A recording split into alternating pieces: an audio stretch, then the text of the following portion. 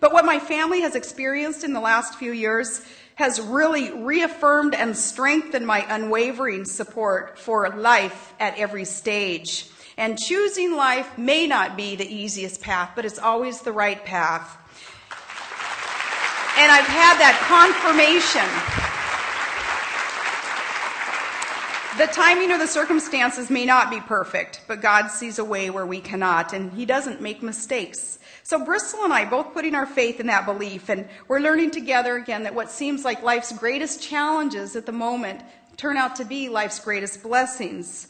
And though it took me time to get my arms around being the mom of a special needs child, as I say, the moment that Trig was born was truly the happiest moment of my life, and things came together for me then. It was life-changing and truly teaching us more than we'll ever be able to teach him. So I thank the SBA list for allowing women to receive that message about the sanctity of life, about giving life a chance, and being a pro-life, pro-woman organization that has this growing voice, because more and more Americans are looking to the SBA. They're looking to see who it is that you endorse. They're looking to see what the message is coming from the SBA, because there's a craving, there's a yearning out there in our society, out there in a culture for truth, and for people who are those with that stiff spine and won't shy away from talking about the issues that some want to kind of consider off base or too controversial, or they're too politically correct and they don't want to engage in the conversation about the sanctity of life. SBA is bold enough, courageous enough to empower other women to have that stiff spine and talk about these issues. And I thank the SBA list, too, for being a home to a new conservative feminist movement, is how I look at this. It's an emerging conservative feminist identity. Far too long, when people heard the word feminist, they thought of the faculty lounge at some East Coast women's college, right? And no offense to them. They have their opinions and their voice, and God bless them. They're just great. But that's not the only voice of women in America. I'd like to remind people of another feminist tradition, kind of a Western feminism. It's influenced by the pioneering spirit of our foremothers, who went in wagon trains across the wilderness, and they settled in homesteads. And these were tough, independent, pioneering mothers whose work was as valuable as any man's on the frontier. And it's no surprise that our Western states that gave women the vote, the right to vote, way before their East Coast sisters in a more genteel city perhaps got it right. These women, they had dirt under their fingernails, and they could shoot a gun and push a plow and raise a family all at the same time. These women, our frontier foremothers, they loved this country, and they made sacrifices to carve out a living and a family life out of the wilderness. They went where no woman had gone before. I kind of feel a connection to that tough, gun-toting pioneer feminism of women like Annie Oakley and them. Maybe it's that upbringing in Alaska. Maybe, too, it's because later on today I do a speech for the NRA and kind of getting in the groove. Yeah.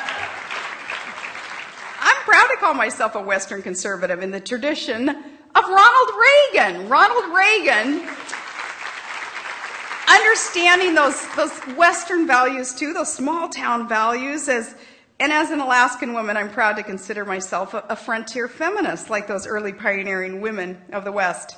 Now, maybe my jumping on a national stage was a bit of a shock to some people who may not have considered what an independent pioneering spirit, that I was brought up with, what that could look like.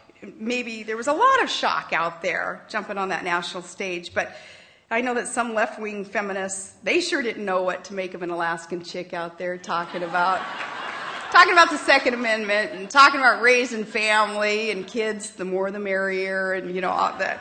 Well, some of them even refused to admit I was even a woman. Jeez, that's one of the reasons why I'm so grateful for the support of this organization. Oh my goodness, the hard work, the graciousness, even the diplomacy, how you're able to engage in the issues, in the debate, with healthy debate, and so diplomatically, so professionally, with so much wisdom and intelligence, and again, with grace.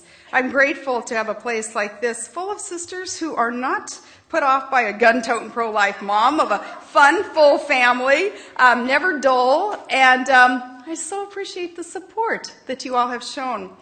So our work together with Susan B. Anthony, is to grow and expand this organization so that it too will be a foundation in our work to build a culture of life, because America is going to be an even more exceptional place as that culture of life is embraced, and as we make manifest the efforts and our intentions and our commitment to kind of open the eyes of others, to let them see that importance of protecting life. Really, it all comes down to life and how we're going to take a stand on protecting innocent life and deciding, that nobody is beneath the protection of our laws.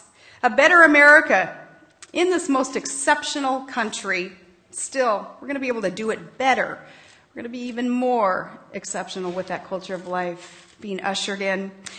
It too must be a foundation for a new revival of that original feminism of Susan B. Anthony. Together we're showing young women that being pro-life is in keeping with the best traditions of the women's movement.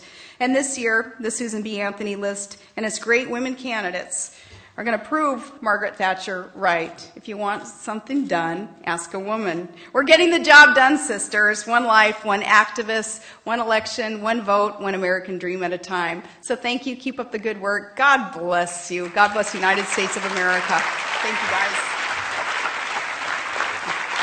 Thank you, guys. Thank you, guys. Thank you so much.